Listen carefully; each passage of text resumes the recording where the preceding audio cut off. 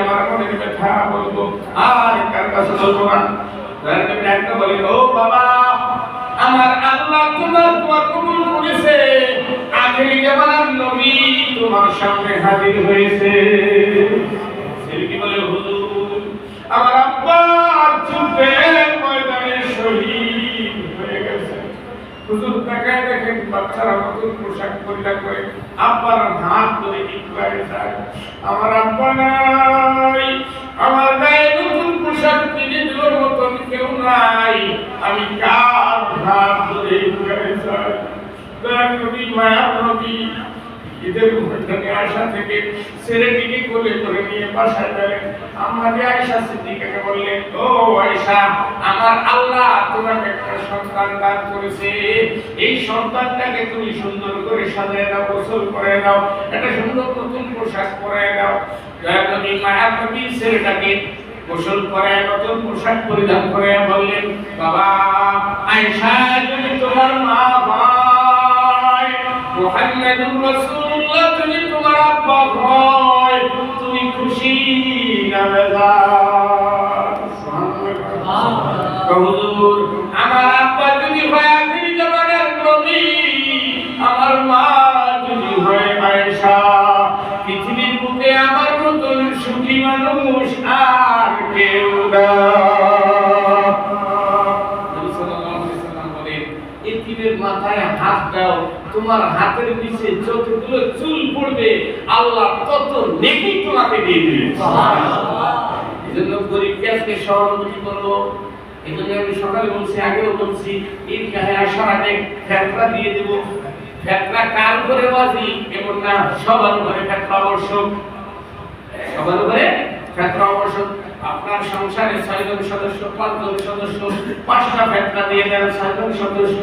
আজকে যে ফজরের নামাজের আগে, বেলা ওঠার আগে জন্ম নিয়েছে, তারও ফেতরা আদায় করে দিতে হয়। এজন্য ফেতরা দিয়ে দেব।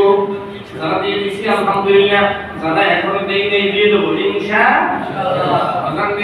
আমি তো আল্লাহ তাআলার সন্তুষ্টির জন্য আসছি।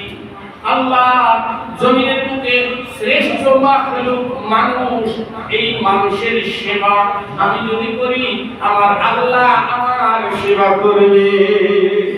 এজন্য সমাজের ভিতরে যারা গরিব, যারা অসহায়, যারা নিম্নমানের, যারা দিনমজুর, তাদের প্রতি লক্ষ্য রাখা, তাদের প্রতি খেয়াল রাখা।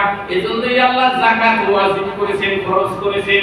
যাকাতকে আল্লাহ ধনীর থেকে নিয়ে গরিবকে দেওয়ার জন্য নির্দেশ করেছেন। যাকাতকে ধনীর থেকে নিয়ে গরিবকে দেওয়ার জন্য, যেন গরিবও কি স্বাভাবিক সচ্ছলতা অর্জন করে চলতে পারে। আমার আল্লাহ যাকাতকে ফরজ করেছেন আর সুদকে হারাম করেছেন। সুদ দেখেন তার উল্টা, গরিবের থেকে নিয়ে ধনী বিত্তবান হয়, ঠিক না বেশি? সুদ গরিবের থেকে নেওয়া হয়, ধনী কুক্ষিগত করে। একে তো ধনীর মাল আছে, ওটা গরিবকে দিয়া ওর থেকে আবার 2 গুণ 3 গুণ 4 গুণ 5 গুণ গরিবের থেকে, একে তো গরিব, এরপরে আরেক জাতা দিয়ে ওরে সুস্থে থাকে। এটা হলো সুদ, এটা হারাম। হারামার রিবা ওয়া আহাল্লাল্লাহুল বাইআ। আল্লাহ তাআলা হারাম করেছেন সুদকে, হালাল করেছেন ব্যবসাকে, আর যাকাতকে করেছেন ফরজ। এজন্য গরিবের থেকে সুদ নেব না, গরিবের থেকে সুদ নেব না, বরং তাকে যাকাত দিব। হ্যাঁ, এবং গরিব যদি হয়, যেই গরিবের বাড়ি ডিশ লাইন আছে, যে মাসের ভিতরে 500 টাকা 700 টাকা ডিশ বিল দিতে পারে, তার যাকাত দেওয়ার দরকার নাই। বুঝলেন? যে ডিশের বিল দিতে পারে, যে নামাজ পড়া তার প্রয়োজন হয় না, যার রোজা প্রয়োজন হয় না, যে ডিশ লাইন যার বাড়িতে চালাইতে পারে, তার যাকাত খাওয়ার অধিকার নাই। যদিও তাকে যাকাত দিলে আদায় হয়ে যাবে, তাকে যাকাত দিলে আদায় হয়ে যাবে।